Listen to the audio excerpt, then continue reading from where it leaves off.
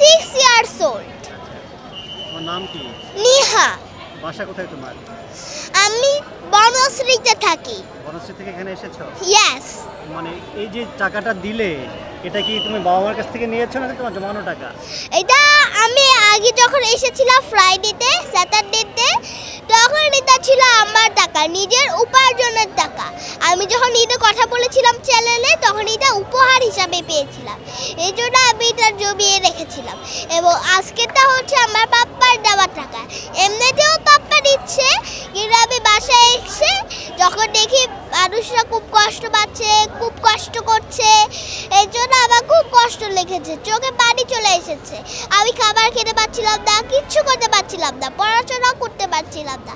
এই জন্য আমি পাপ্পাকে ফোন দিয়ে বলেছিলাম যেন পাপ্পা আমার টিফিনের টাকা দেয়, টাকাটা আর্লি আর দিয়ে দেয়, যেন আমি এটা নিয়ে আমার ভাই বোনদেরকে সাহায্য করতে পারি।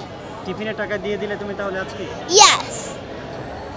তোমার মতো অনেক বাবু না খেয়ে আছে, কষ্টে আছে, এখন তাদের জন্য কিছু করতে পেরেছো, নিজেকে কেমন মনে হচ্ছে বলো দেখি? নিজেকে আমার খুব প্রাউড ফিল হচ্ছে যে আমি নিজে মানুষকে সাহায্য করতে পেরেছি, মানে help. Thank you so much. Thank you ভাইয়া। আমি কিছু বলি?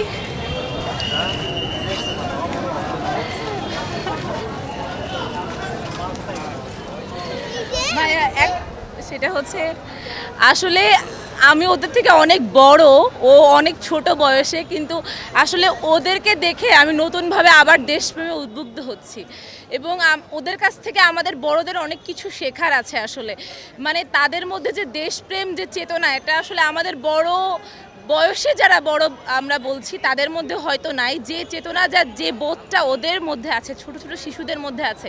আসলে ওরাই আগামীর বাংলাদেশ, ওরাই আগামীর কর্ণধার। আমি বিশ্বাস করি ওদের হাতে এ দেশ নিরাপদ থাকবে।